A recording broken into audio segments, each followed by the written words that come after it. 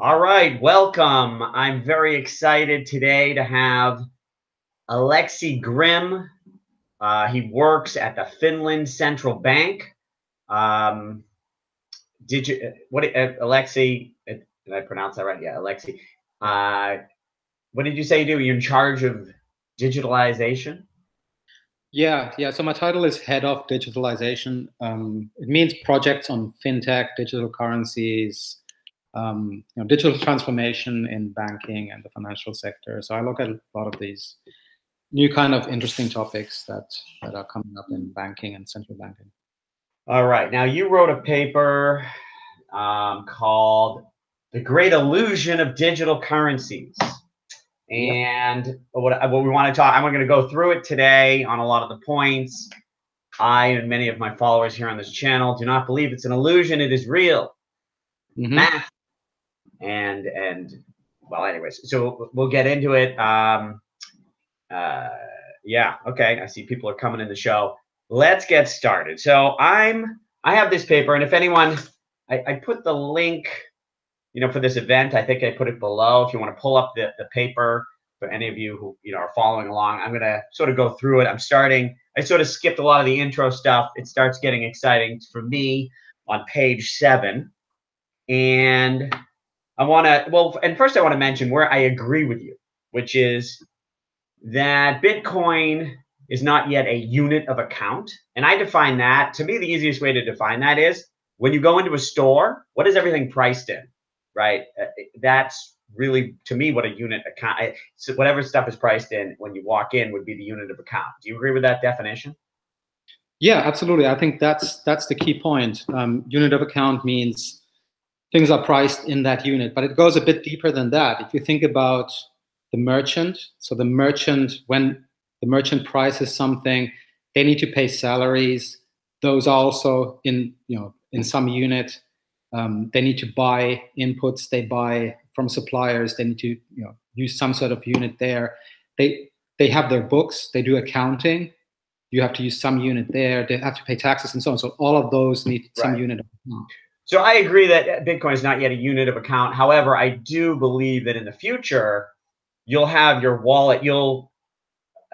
Whatever the pricing is in my wallet, I may have Google stock, Bitcoin, Ethereum, US dollar, and euros, and the store accepts they want money in USD, and I say, okay, take a little Google stock and a little Ethereum and pay them in dollars, and on the fly, no transaction fee, they're paid in dollars. So, but nevertheless, what it is priced in sort of matters. So I agree that Bitcoin is not a unit of account and really is not yet in a medium of exchange either. And therefore, I think your definition of currency for like in the economy sort of would be, if you're not those two things, you're not really a currency. And so therefore I would agree that Bitcoin is not yet a currency by that definition. I think that's, so that's where we disagree. Now let's get into the fun stuff where I don't agree. The first point that on page 7 at the top, you say Bitcoin is the most popular and also the template for the rest, the other cryptocurrencies. And this is, I think, a mistake that I see a lot of the traditional banking community makes, which is, they're similar in that it's this digital currency and some of the technology is the same, but every cryptocurrency project is really very unique and different with a different goal. And especially, for Bitcoin, which is trying to be, the reserve currency to compete with the dollar and the euro, most cryptocurrencies, they're not even trying to do that. Ethereum is trying to be a platform for building decentralized applications, and there's storage is what I like. They're trying to do storage. Like, everyone has a different project. And even Bitcoin Cash, which is trying to be, they're sort of on a similar mission as Bitcoin, but the two are very different directions and visions for how to achieve it. So this sometimes I see people try to group, they just use the term cryptocurrencies. I think for the purpose of this, and when we're talking about central banks, I think it's important to talk about, that we're focusing on Bitcoin, because what's true for Bitcoin is not true for almost all other coins. Yeah. Okay. Yeah, no, I think you're absolutely right. And I think Ethereum especially, I mean, is a distributed computer essentially, like a, And the whole goal of Ethereum is completely different from Bitcoin. So I fully agree with that. So maybe only in a technical sense, it has a blockchain, it has a peer-to-peer network, it has miners and so on. So that whole model is kind of coming from Bitcoin. Maybe that's what I meant. Right. So, okay. So the next point further down on page 7 here, you wrote, for Nakamoto, the objective was to avoid banks. Mm-hmm. And I think avoiding banks is sort of a symptom of what may happen, or banks may just transform in what they do. I think the objective for Nakamoto was to eliminate the ability for your coin to be diluted, the inability for banks to print more. That is the most important point. Not, I think, I don't know if you said it here, something about, having fees. It's really about the ability to be undiluted. That's the real attraction to Bitcoin, is that when I hold it and I know I'm not going to be diluted. So, I mean, Nakamoto literally writes on the paper, and some of the first or second page, is that the goal is to avoid banks. I mean, we want to bypass banks to enable transactions peer-to-peer. I mean, he or she stated that that is a goal of Bitcoin. So, and I think Nakamoto put too much emphasis on the transaction role of banks, like as if their only role was to do payment transactions and sort of handle the pipeline of moving money around. But banks have other roles too, and one of them is to actually provide the liquidity for those payments, so kind of create the money. And in Nakamoto's paper, he doesn't really write about that in that paper at all. I mean, that whole paper is just transactions. I would kind of say, because you didn't mention this, that the idea, and he certainly writes about it. I think in the first paragraph, I don't remember exactly, but there will only be 21 million. The idea that it is a fixed supply, that, as you say, they can't just create more, is, I believe, the most. And I don't know. I didn't review this exactly in Nakamoto's paper, but to me, it's that idea, and maybe that part that we're avoiding banks in the fact that they can create more. And you didn't mention this in your paper at all about, the limited supply, the fixed supply, as being one of the main features that I think attracts people to Bitcoin, that is different than the existing banking system. Sure. I mean, I do talk about it later in the paper. So later in the paper, I actually say that that is, the paper could have been called "The Many Illusions of Cryptocurrencies," but that is, I think, one of the illusions, is that if Bitcoin, let's assume that Bitcoin would become an actual currency, an actual form of money, I would claim that the supply wouldn't be limited to 21 million Bitcoin, because you could print banknotes denominated in Bitcoin, and there would be nothing preventing any bank to actually print paper banknotes based on Bitcoin using the same unit of account, which means you could have an unlimited supply. Also, you could have fractional reserves based on the Bitcoin unit. So you could have a bank, and actually, I think that's already happening there. I think, for example, Revolut, which is a fintech where you can open an account, you have a Bitcoin account, you don't actually get a private key. It's actually just a liability that they have to you in Bitcoin. Nobody actually. I guess so. The difference would be, and this is, I was going to get to this later, where you talk about, and maybe let's see where that is. Well, it's hold on. Let's see where.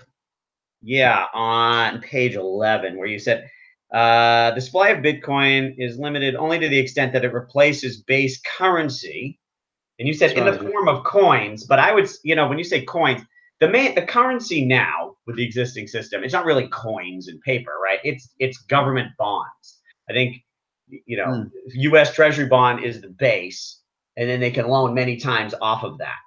And so to me, Bitcoin, the ultimate goal is to replace government bonds with Bitcoin. And so if there is fractional reserve banking, you're right in that they start loaning out off of it, but they can't create more of the base reserve.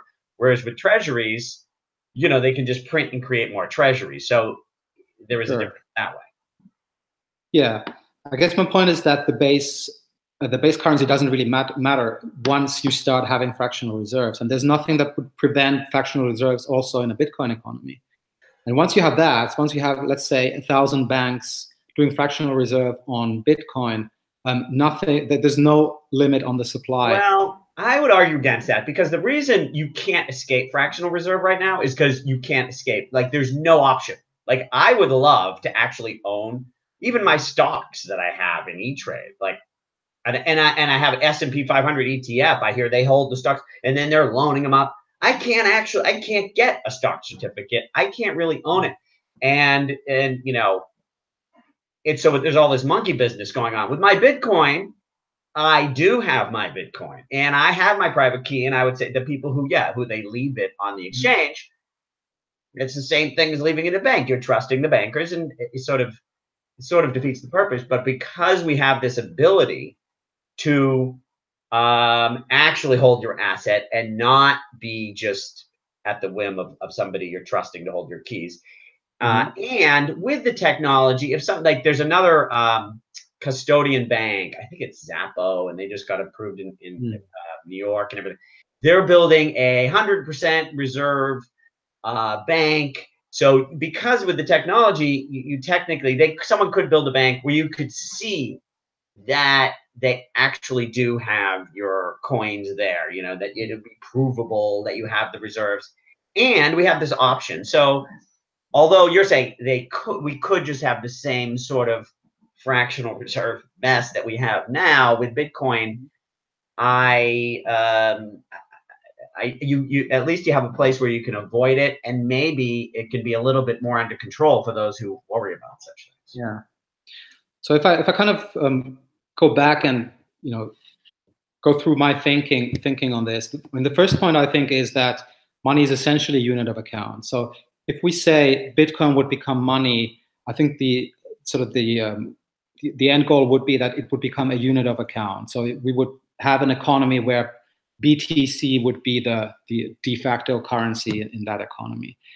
And if that economy follows any of the historical examples of the past, or if it resembles anything like we've seen before, then we would have fractional reserve, we would have paper banknotes.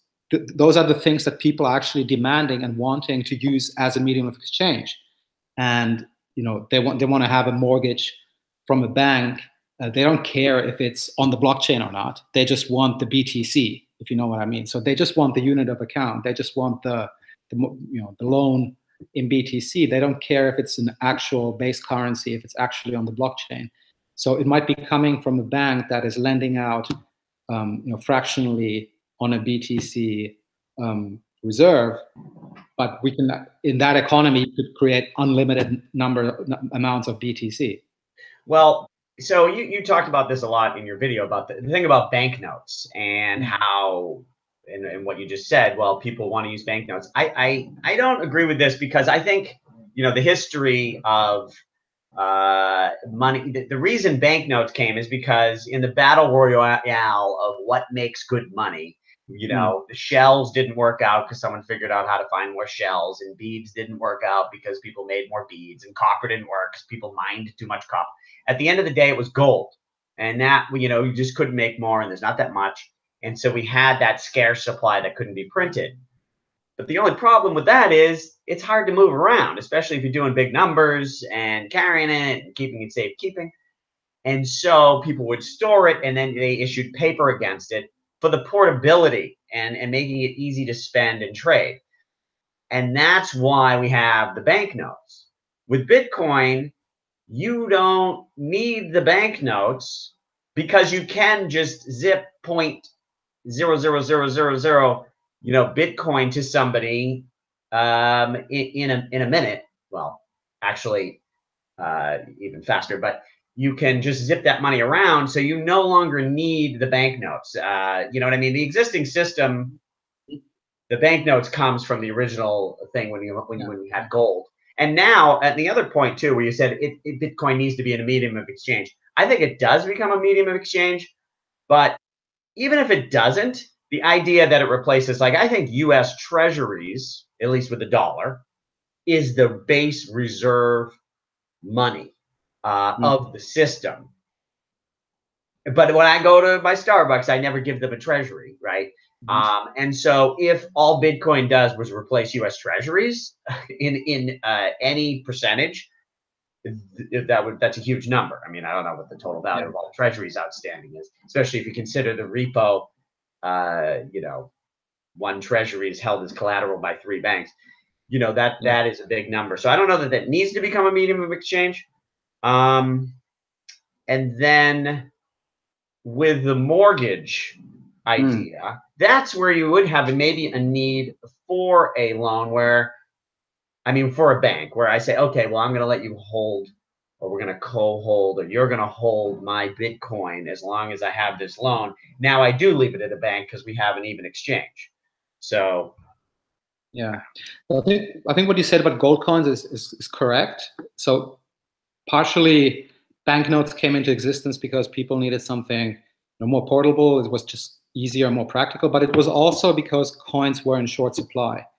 And this is actually interesting, and something that maybe a lot of Bitcoin people don't realize is that whether it's silver or gold or copper coins, they were always in short supply. Economies always ran out. Well, that's a very sort of depends who you talk to. I think the government found themselves in short supply, so they came up with an idea, hey, let's make it so we can print whenever we need it. I think for the people making money and with successful businesses didn't find the money to be in short supply, there's always been an increasing, like a growing need for transactional purposes for a medium of exchange. So whenever an economy grows, you need more and more money for transaction purposes. And if you have a fixed supply, then that doesn't work. I mean, your supply of medium of exchange has to grow as the economy grows, as economic activity grows. That has always historically been the problem, is that whenever you have a supply of coins, whether it's silver coins or gold coins, at some point the economy runs out of them. Well, that's sort of, we're getting into the Keynesian economics, and maybe in 100 years we'll know which of us is right. But I would argue the fixed supply is better, as the Bitcoin value will have a deflation rate equal to the growth of the economy. And so it'll just, the coins will become more and more valuable, and you don't need to increase them. And increasing them messes up. That's almost a whole nother topic. And I did a video on it. I mean, I actually, maybe I'm interested in your opinion on it, where, that's a big debate that I think will play out over a long time here, the idea. But a lot of people like myself, maybe it's more of the, what do they call it, the Austrian economic kind of point of view, is that a fixed money supply will facilitate trade and have a more stable economy than manipulating the money supply, which screws up the pricing signals to producers. Yeah. So I'll come back to that. But then the other point is that people actually like banknotes. I don't use banknotes much. I haven't used cash in years. I just use a card. But people, if I just look at the statistics, and we do these statistics all the time, people just love banknotes. They just love paper money. And there's going to be demand for that, even if Bitcoin was our currency.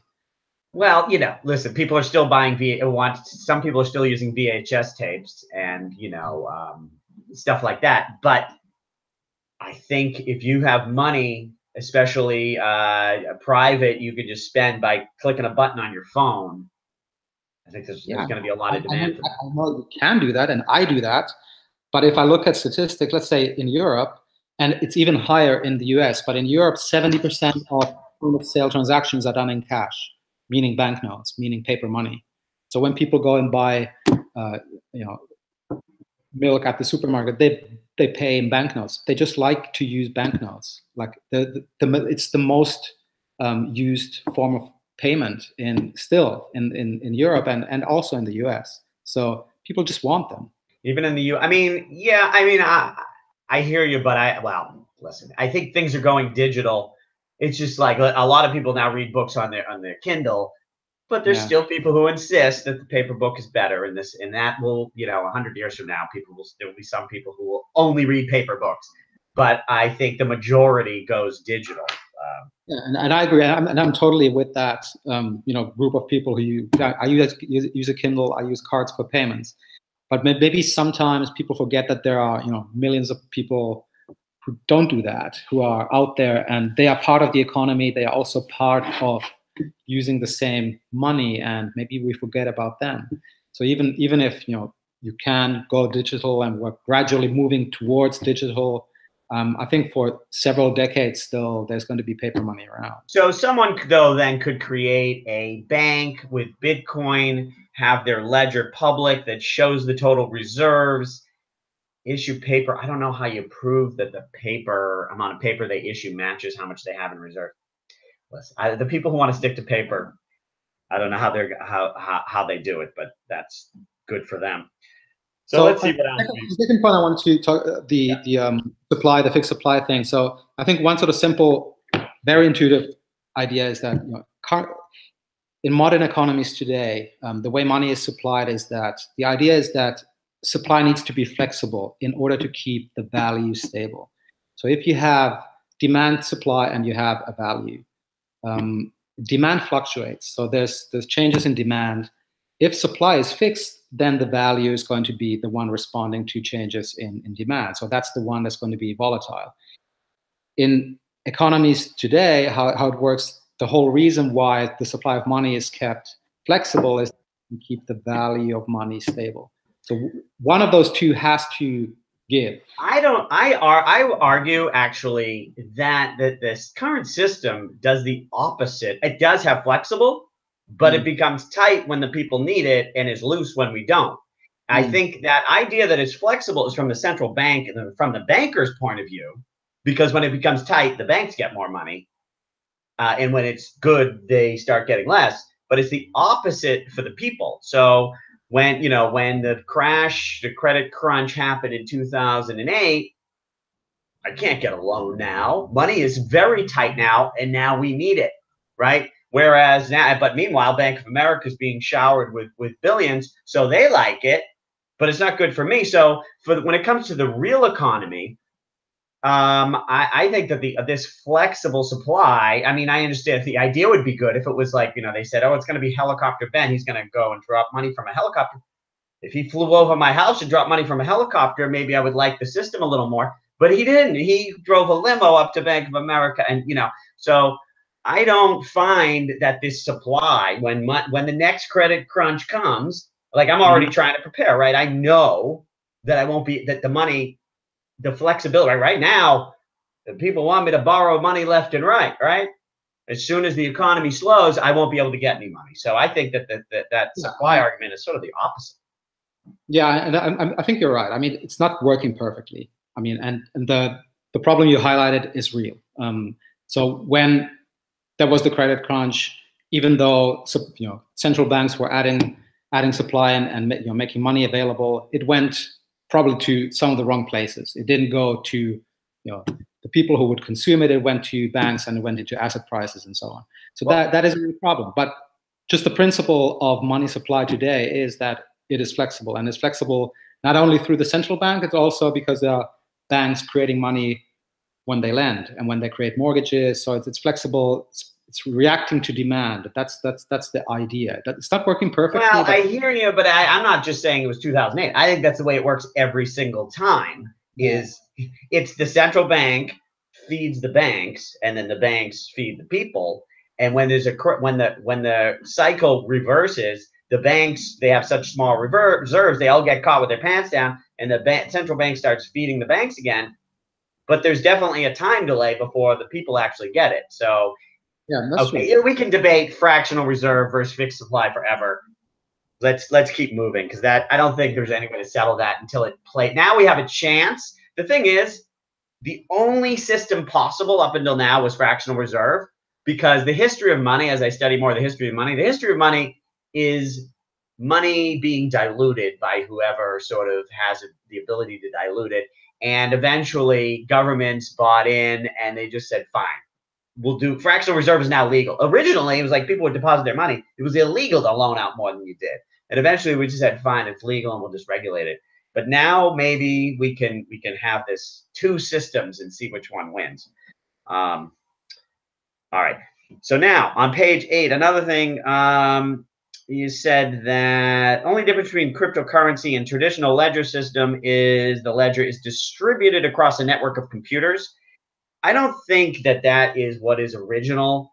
I think distributed computing is all over the place. It's the central control, and I would imagine most banks sort of have their data distributed, but there's one point of control. It just like, Google obviously has its computers distributed, but the control over what goes into those databases is one central point.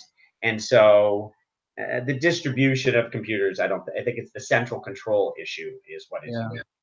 I mean, so banks aren't really allowed to distribute their computers like the hardware. I mean, it needs to be quite controlled and quite centralized, and that's just a sort of technical detail. It's probably changing. They're moving to the cloud gradually, but it's sort of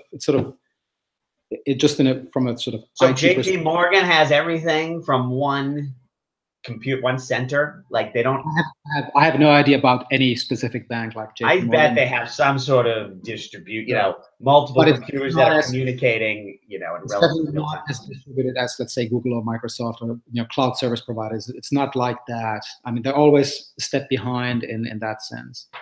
But I think the main point was that all BTC is in the blockchain. It's like in one ledger, and yes, the computing has been distributed, but not really the accounting. So it's really just a centralized system, just like USD in that sense. Yeah, but it's not centralized in that no one person. To me, it's central control. It's not centrally controlled. That's the important part. I mean, that's true. Yeah, it's definitely not centrally controlled by anyone. That's important. Neither are fiat currencies that centrally. I mean, the central bank has limited control on them, and reason being that a lot of the money is created by commercial banks.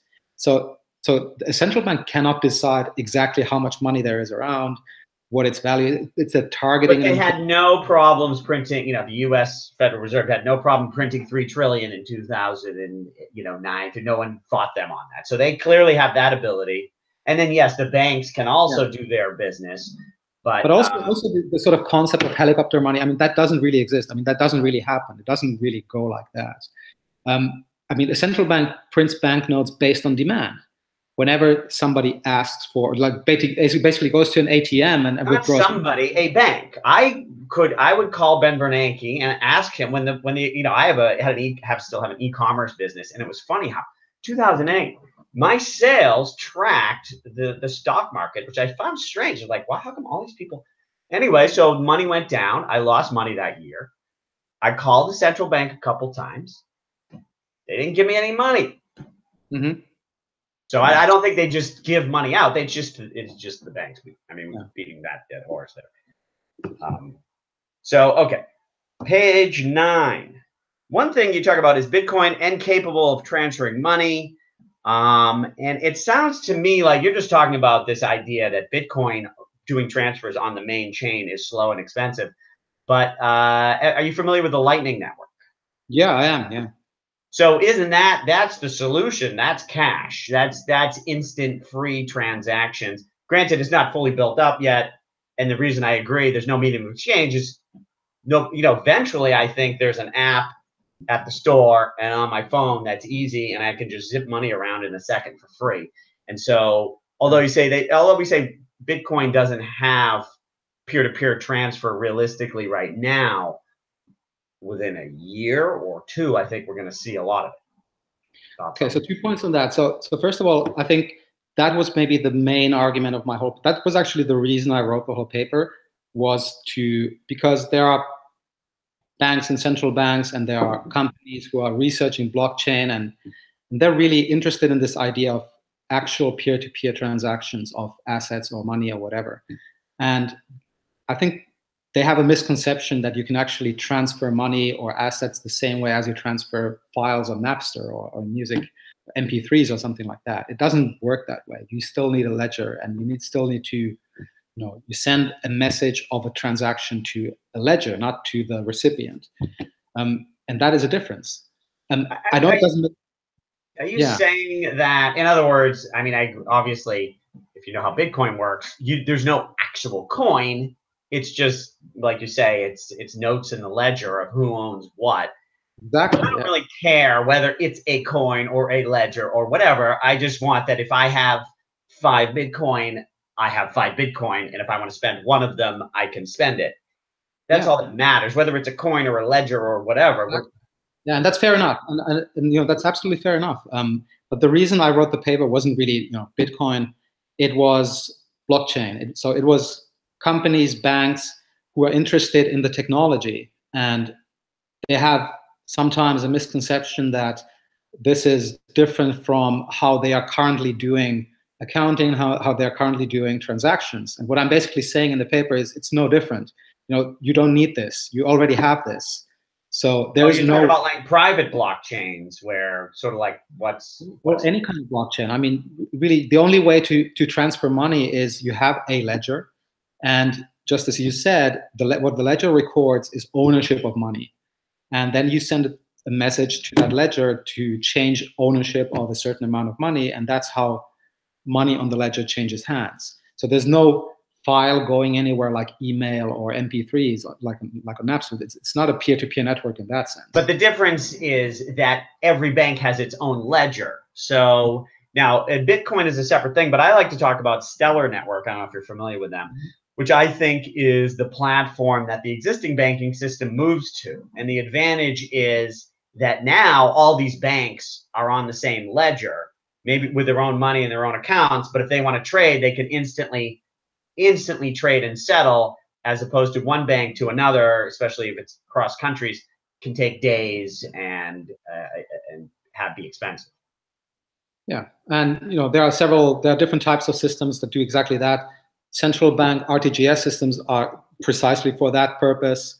I mean, that's exactly what central banks are for. It's to settle transactions between banks. That's why central banks were invented. I mean, one of the reasons they exist. But of course, if the idea is to avoid any sort of central authority, then that model doesn't work. And sure, they are. And just that reminds me of a point. I make this point. I've heard people say it. I don't know if you have any insight on it. That IBM runs most of the computers at banks. So they're sort of the king of the banking hardware software. Is that true? Do you know anything about that? I have no data on market shares, to be honest. I mean, there are a lot of companies providing IT services for banks. All right, let's look at, I just want to take a quick look at the viewers, our live viewers, if we have any questions here. Let's see. And somebody's saying, well, and I'm glad you didn't say, a lot of people, in fact, I talked to some other, there was another, anyways, the idea that forking creates new currency is not the case. I'm glad to see you didn't write that in your paper, because forking just creates another coin and it's a different network. One of my viewers is saying, oh, a fork is not. Bitcoin Cash is not Bitcoin. Like those are, and maybe even if you think Bitcoin Cash is going to win, those are two separate networks. And when there's a fork, the fork has to get set up at all the exchanges and get new wallets and all, like be integrated. And it's just a new coin. A lot of similarities, but forking is not printing. Yeah. And this person also says that, oh, no one will need to borrow money anymore. I don't think the loaning is going to go away. That's yeah, and that was a point I was going to say about Lightning Network. So Lightning Network, I mean, 2 points about that. One is that I don't think it's really working yet, but fine. Give them some time. Maybe it'll work someday. But the second point is that you're actually just building positions between two transacting parties. You're not actually settling their positions. So, well, it's not settled on the main chain, but it's sort of mathematically, and you can, you're safe in that the money, you can settle at any time. And so that is a claim. It is a position between two transacting parties, and that's actually exactly how money works already now. I mean, the majority of the economy works based on claims on different parties. They don't actually settle their positions until a later date. So, well, but in the fractional reserve, the existing system, if you have this thing I recently learned about, so I like that treasuries with breach purchase agreements, you can have one treasury note that uses that 3 banks use the same note as collateral on In the Lightning Network, if I put money in the channel, that's just my money. And if I send it to someone else, it's just theirs. And we can't just go sort of creating phony money. That if all the money in the fractional reserve system we had to settle, a lot of people would be left with no chair, be musical chairs. And it turns out there's not that many chairs. Whereas on the Lightning Network, if we turned off the music, everyone would be reconciled the way they expect. And to be clear, I'm not defending fractional reserve, the fractional reserve banking system. That's not what my paper or I am about at all. And yeah, we'll see how Lightning Network works out. But so far it's still a lab experiment, I think. It's coming. I'm working on it. I'm confident, but I hear you. If someone says, I think they're talking about, why can't the average person do it? Why can't the average person just have loan and then create money? That's, I have my new favorite joke is, what's the difference between a bank and a Ponzi scheme? One's legal and the other one isn't. Yeah. I mean, the reason why the average person can't, I mean, they used to be able to. I mean, I don't know, 100, 150 years ago, something, just basically anybody could set up what is essentially a bank, but now it's just highly regulated because and that's why for those who I think we could have a better system without fractional reserve, or if the reserve was much higher than 10%. But I do sort of defend central banks in that a bunch of fractional reserve that anybody can do is worse than fractional reserve with a central bank sort of managing it. So I think the central banks, the reason they survive is an improvement on what we had before. And my argument is that we can do something even better, which limits the volatility of central banks. And then someone's talking about the thing, printing money, disincentivize it. That's another whole argument. I don't know if you want to get into. You didn't talk about it in your paper. Inflation versus deflation. From the central bank point of view, inflation is sort of necessary, and they certainly love it. And they argue, well, it gets people to spend. Whereas with deflation, what I argue is that storing and saving and investing is more important than rapidly spending, and better for the economy. Let's see what else. I have money. Someone's asking what quantitative easing is. That is a type of, the term helicopter money is not true because it's not just dropping. It's directly to banks. And so the central bank prints money and then goes to the bank and buys their worthless assets, or the assets that were in trouble, and that's quantitative easing. Yeah, so I don't like the term printing money because it's not very descriptive of what's actually going on. So I mean, I think one way to look at it is the central bank, how the money goes from the central bank to the commercial banks, and you have basically two different options: either they lend it or they buy something from the bank. And quantitative easing is the central bank buys something from the bank. They buy stocks or they buy assets or bonds or something like that. So they basically. But what are they buying it with? The money they create themselves. So the newly. Well, that's it's printing. We say print, even though there's no it is printing. Yeah, it is printing in that sense, but I think it's sort of more descriptive to describe how the money ends up with the bank, and it's a central bank buying stuff with their own money. But they do create money out of thin air in order to buy it, assuming they were in trouble.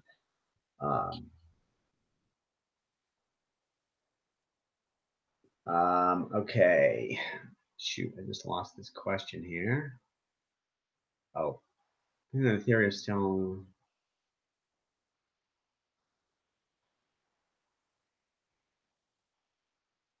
Yeah, people are asking, because I talk about Stellar. It's one that I got into early. It's been doing well. I'm a believer. And I do believe that Stellar is the on-ramp for the central bank, the existing banking system in the future. Do you know much about the Stellar network and their partnership with IBM? Do you, that's sort of a new, not everyone knows about this network. Is that, you familiar with it at all? Stellar is not the network I know a lot about. I read a little bit about especially the early days, but I've actually haven't encountered them. I think maybe that's a sign of some sort also, is that I haven't really heard or seen them anywhere. And I deal with banks and central banks every day, so I don't know. Yeah, well, IBM is using that as that network. That's what they're trying to on-ramp the banks onto, and I think it's a good solution. As I said in my video, I said I think the banks, whether they realize it or not, eventually will be on Stellar Network.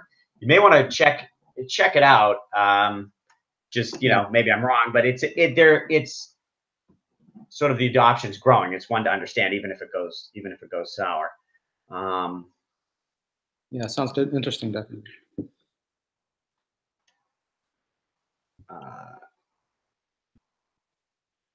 Okay, I'm gonna get back to my notes here. There's more questions, but we can get to those later. All right. The next on page 9, you mentioned, that advertising is what got people to buy Bitcoin originally. Mm-hmm. And I just want, I remember when I found Bitcoin, I think this is true for most people. I didn't read an ad, there is no real, what you call advertising, people paying to convince people. It's, the store, when I read it, I've always sort of believed, I am attracted to decentralized systems. I believe that decentralized systems grow faster and become larger than centrally controlled ones trying to do the same thing, just in general, whether it's politics, economics, social, whatever. So when I saw, oh, there's this new money, it's decentralized, competing against the centrally controlled. Oh, that's interesting. I'll invest a little bit in that. Very sort of a simple analysis. But wasn't the advertising, it was the concept of it. It's the idea resonates with people, so they buy it. And that's why people have got into Bitcoin. It's not really an advertising thing. It is what it is. People learn about it, and then they buy it. And I did write that initially it wasn't advertising in the normal sense of the word, but it was exactly like that. It was forum posts. It was just word of people talking to each other, and basically building the story that this is going to be valuable, so it's worth getting. Right. And I think that's how money always starts, and then it's built. Then it's successful, and then it builds on the story. Yeah, and then it became a big business. Then it actually became an advertised thing. So, although I don't know if there's a lot of advertising for Bitcoin. The ICOs and people trying to raise money. There's certainly a lot of advertising, but for Bitcoin, other than helping, I don't know if you'd say I'm advertising, because I say Bitcoin, if you have your crypto portfolio, should be 50% Bitcoin. It's my favorite. Am I advertising? I'm just sharing what I believe, and I think this is good advice. I think people should have 1% of their savings in Bitcoin because I think that is good for your portfolio. I'm not advertising. I'm not selling anything. I just think that's smart. It makes sense, and I'm sharing my views. Yeah. And nowadays it's as you said, it's not so much about Bitcoin, it's about all the different coins, but especially initially, there was definitely pure Bitcoin advertising. Any company that was somehow involved, whether it's a wallet provider, whether it was an exchange, whether, they all were basically advertising, get Bitcoin, get into Bitcoin. So it is an advertisement for Bitcoin in that sense. I guess, yeah. I think you're using the term advertising, promoting. It maybe is more, and even that could be. But I see okay, fine. We're semantics. Next here, could Bitcoin become real currency?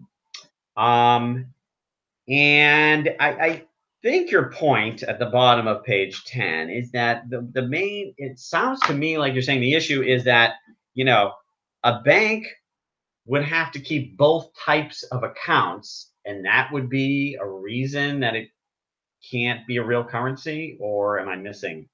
So I'm basically giving two different reasons, so two different scenarios, and one is the unit of account thing. So if we mean a real currency primarily as a unit of account, then there's a story in the paper why that seems very unlikely.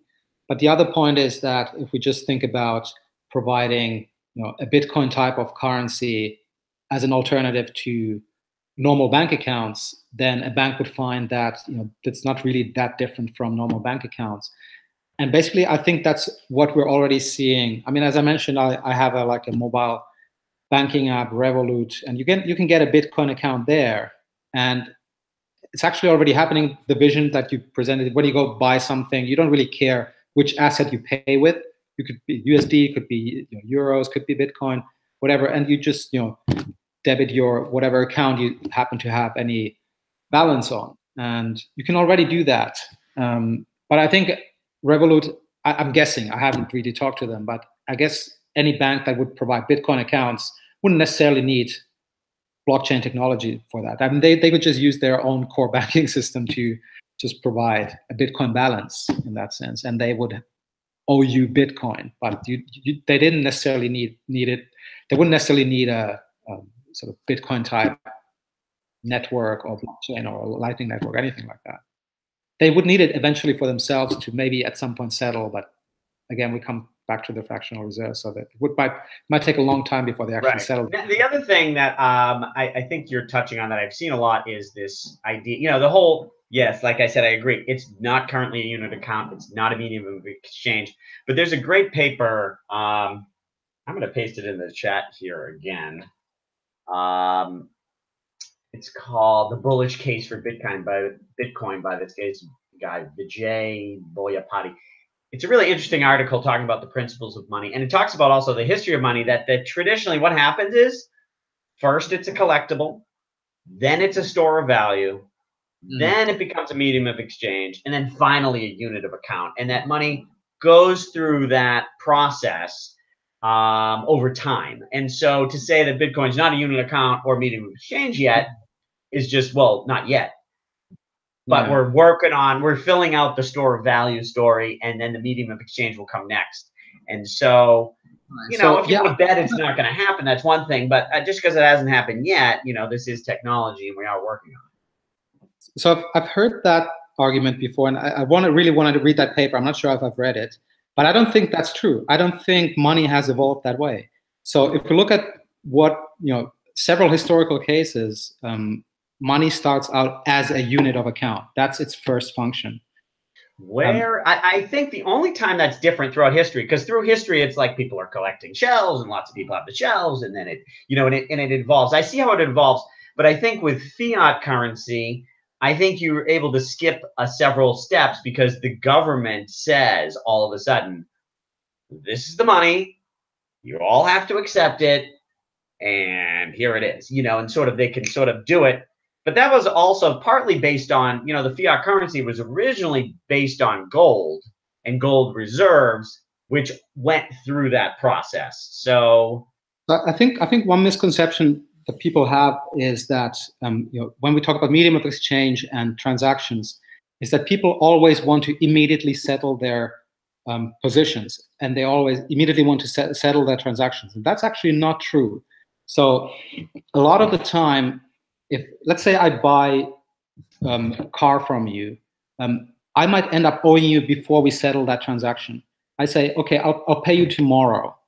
And these kinds of situations are the majority of transactions. The majority of transactions anywhere in any economy are of this type, is that we basically make an agreement on a transaction, but we settle it a little bit later. And that's why there's a lot of so-called debt out there. I mean, it's just basically open positions which haven't been settled yet. But I think that's also where the problem comes from, because what I've noticed with the fractional reserve, before it became sort of legal in the only way, and really now money is debt, and so that would explain, I think, why there's a lot of debt. But 100 years ago. So if we look at historical cases, and I think Graeber's book is great, but there are other books, and even the pound and even the euro have this history, is that they were unit of account first, so that people could create positions. They could create IOUs before there actually was a currency which you could use to settle those positions. So there's always been a need to first create IOUs and debt positions before they were actually settled. So I'm not buying that story that first you have a medium of exchange, and then eventually talking though about fractional reserve banking. What's happened with the fiat currency? I don't think this has anything to do with fractional reserve. I mean, even in an economy with no banks at all, when people exchange goods, when they trade goods, they don't immediately settle their positions. That's what I mean. So before you need right, but they have to decide what they're going to settle in. exactly, and that's why the unit of account is created first. You actually decide on a unit first. Well, but if I'm, let's say I'm, 500 years ago going to the market and I want to buy some apples, and I say, listen, I want to get 5 apples. I'll pay you next Tuesday. Yeah. I'll tell you what, I'm going to pay you in my old shoes. The guy's going to be, no, I want these gold beads. And then what is the more likely, historical story is that, let's say you don't have the apples yet. They're still growing on your trees, but I'll pick the apples next week, and I'll pay you in apples, right? So I'll get your whatever. I need your shovel or hammer, and I'll pay you in apples, which I don't have yet, but I'll give them to you next week. So we'll use that. Arguing more that that's barter. Are you saying? Because I from what my reading, and this article, I just pasted it in this too. You may want to read it. It's great. But that there's also some of my reading that the idea that barter existed is sort of a myth. Because it is. The coincidence of wants, like what's the odds that the shovel maker wants 50 apples? Well, myth is a strong word, but I would say, I mean, it's an economic model. A lot of economic models in economics are not real. I mean, they're just models. And yeah, well, now we're getting back to Keynesian and.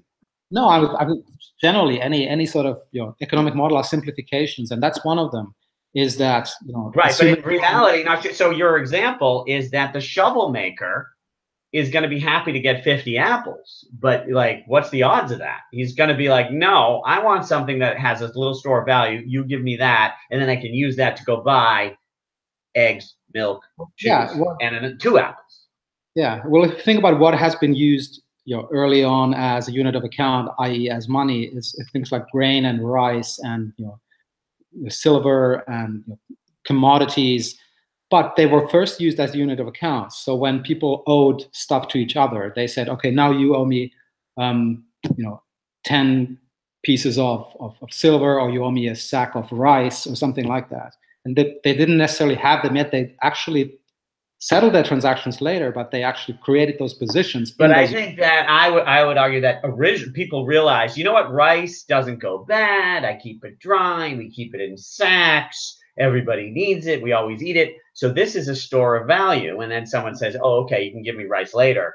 But it was the store of value first. So listen, we can, these things are we're not going to figure it out right here.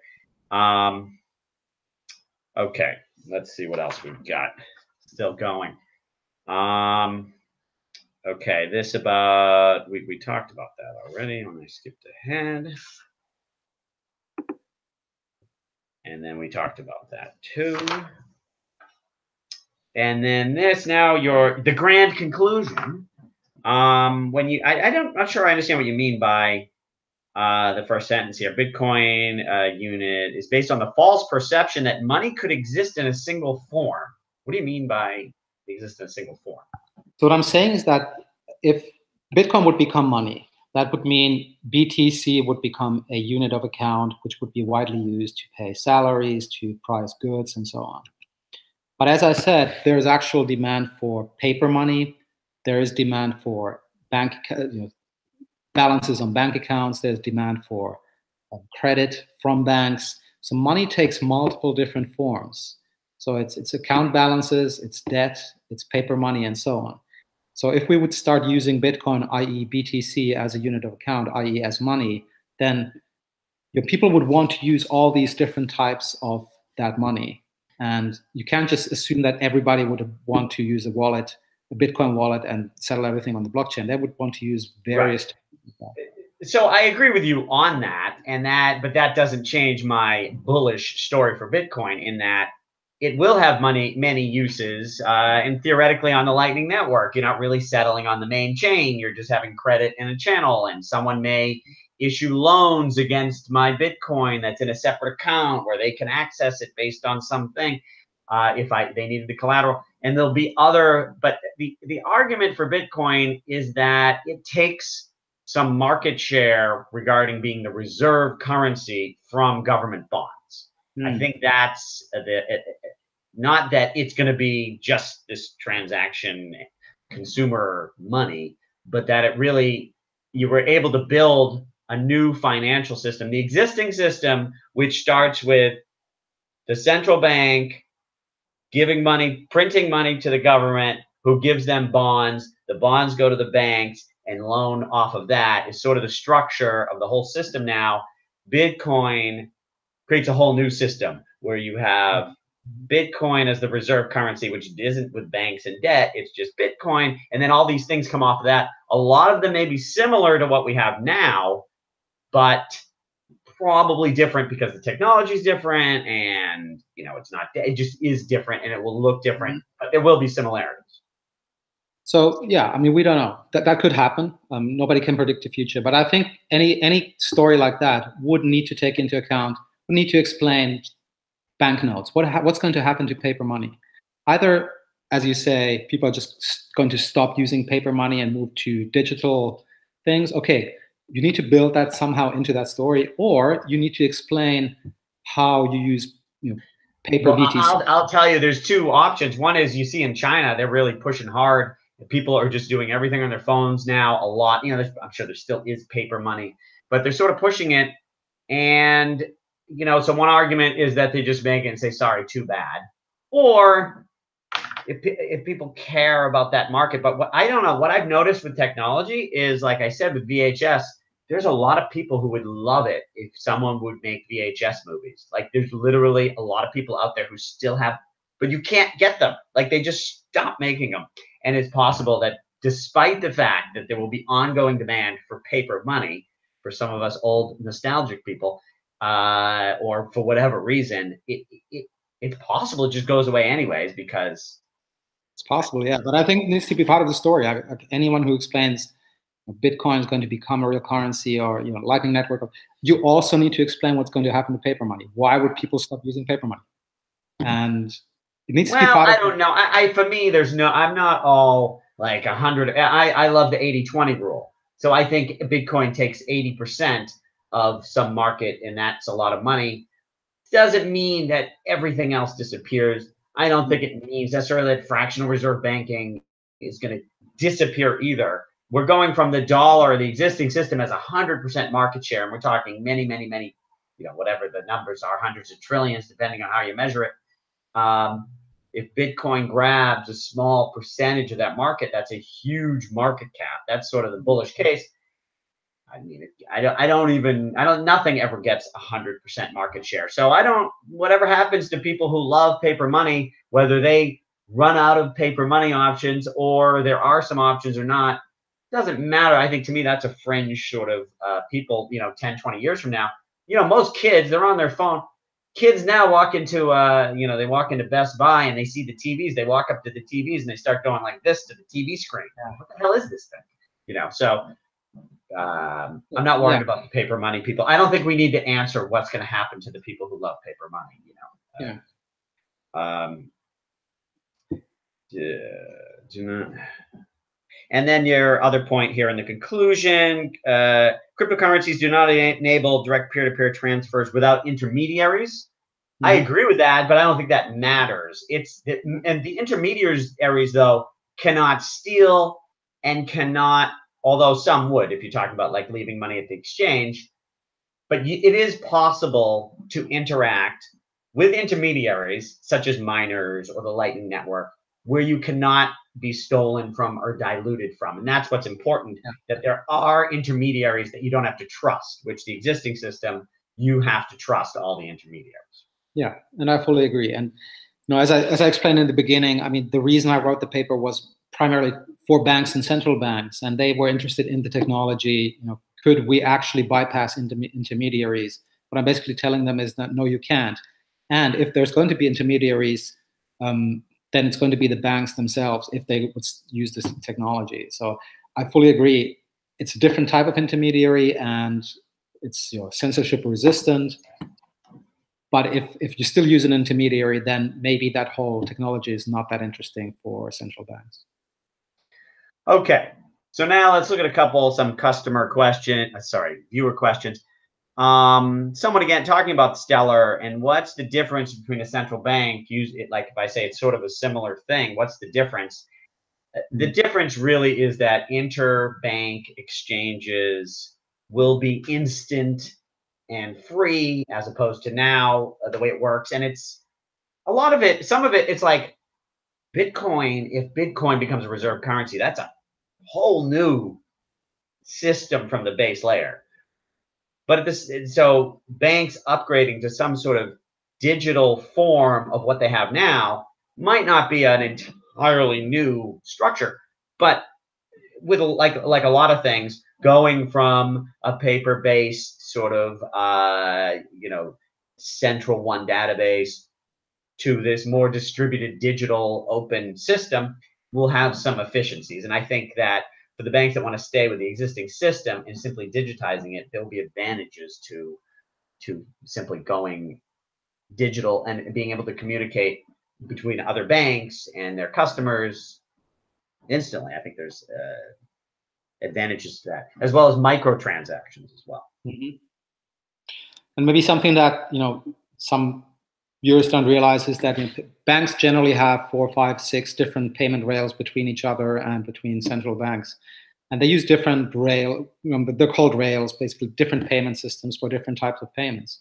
And sure, there might be 1 additional or 2 additional ones using blockchain technology, maybe Stellar, or maybe something else. An additional. Well, I think the idea is they take all those rails and they're all in one system. Mm-hmm. That's sort of the upgrade idea, and that you don't have to worry about. The reason I think you have all these different rails is because of the security issues and how do you communicate, and because we don't have this blockchain type system.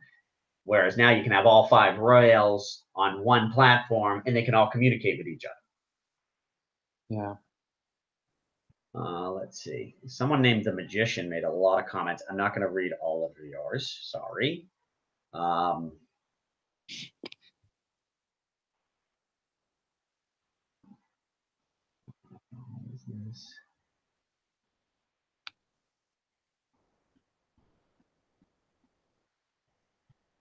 Someone talking about, that's a different topic that I'm sure you're not.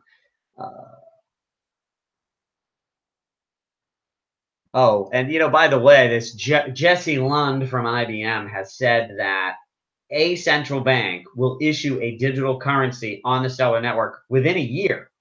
And I actually talked to him, and he thinks it's maybe Singapore or Hong Kong.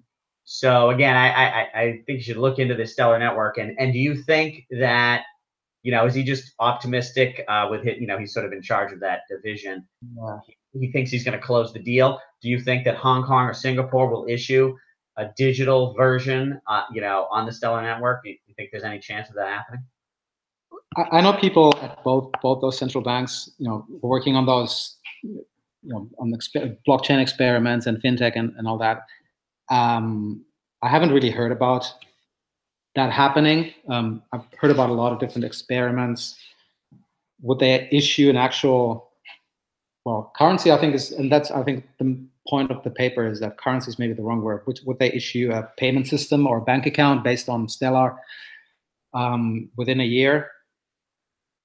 I can't speak for them. Experimental, maybe. I don't know. Okay. And then again, this guy, the magician, asking a million questions, and he's asking about, the gold standard and why were they on it? Why did they go off of it?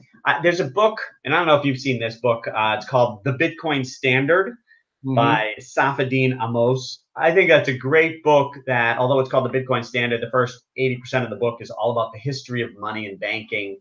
And it's very interesting. Have you seen that book? Or yeah.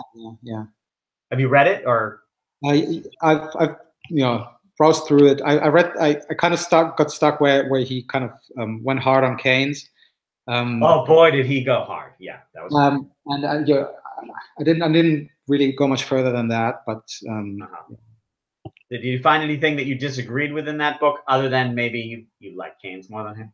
Look, I think there's a lot of books that are about the history of money, and a lot of those books get details wrong. But they all get something wrong. So I think we have, generally speaking, very poor understanding of the history of money. I mean, I don't claim to be an expert on the history of money. but it's really difficult to actually read a good book about the history of money. I think a lot of the books get stuff wrong. Most of them actually get a lot of stuff wrong. So I haven't really found one sort of book which, you know, one that I liked, but there's a lot sort of to watch out for is the what the heck's it called? A lot of conspiracy theory in it. A Creature from Jekyll Island. Have you seen that one? No.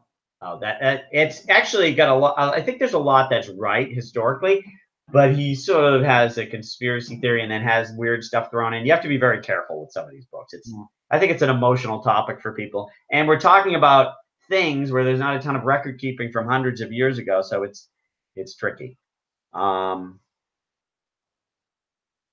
Okay, what else do we have here? Everyone arguing about XLM versus Ripple. So I think that's all I have. I don't see any other pressing questions here. Anything else you want to say that we didn't cover? Yeah, I don't know. No, I think it's been an interesting discussion. As I said, the paper was primarily about, first of all, the technology, explaining things to some fellow bankers and central bankers. Maybe, also the one point I wanted to make in the paper is that essentially we're talking about an accounting system, like an accounting book, a ledger. And whenever you have a ledger or you have an accounting book, you need to ask the question, okay, what are we keeping account of? Like, what is the asset that we are keeping books on? And with Bitcoin, it started out with basically nothing at all. It's just numbers, and which became gradually, they became some sort of asset, which is interesting. Which is an interesting phenomenon. But did they become money? I would strongly disagree that they did not become money.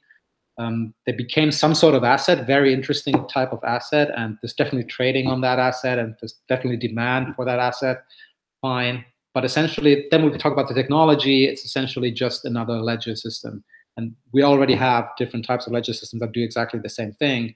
Sure, this one you can. But you're forgetting to mention it is a ledger system that cannot be edited or manipulated, or new coins printed. Yes, that's absolutely true. Yes. So that's sort of, and then this, like I said, I put in the comments here for this paper, the bullish case for Bitcoin, which, maybe it's circular argument. He wrote the paper after Bitcoin, but the idea was first it was a collectible.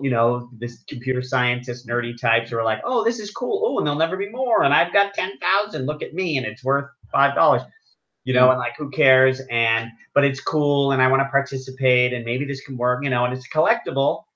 And then, then there's the other thing I think a lot of people forget about is, we're kind of spoiled here in America. When I go to my Starbucks, when am I getting a cappuccino or a frappuccino? That's my concern, not whether what money I'm paying in, right? But in some countries, they're being diluted. There's nowhere to put their money except for into the currency that is being abused.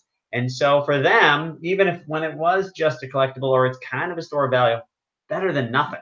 So this store of value story, I can go buy Google stock, might be a decent store. I can buy an S&P 500 ETF. I can give it to Warren Buffett in my stocks. So I'm not that worried. But in a lot of countries, where are you going to put your money? And so this store of value story, which is playing out now, is, I think, a real story for a lot of people.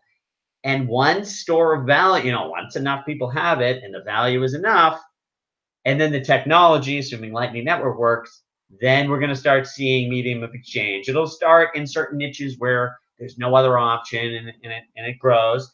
And then if that grows and grows and grows, eventually, Amazon's going to do a little script that automatically shows the prices in dollars or Bitcoin, whatever you like, if it goes that way. Or Bitcoin just remains a big store of value, and the next credit crunch comes, and a lot of people are like, oh, run for the hills.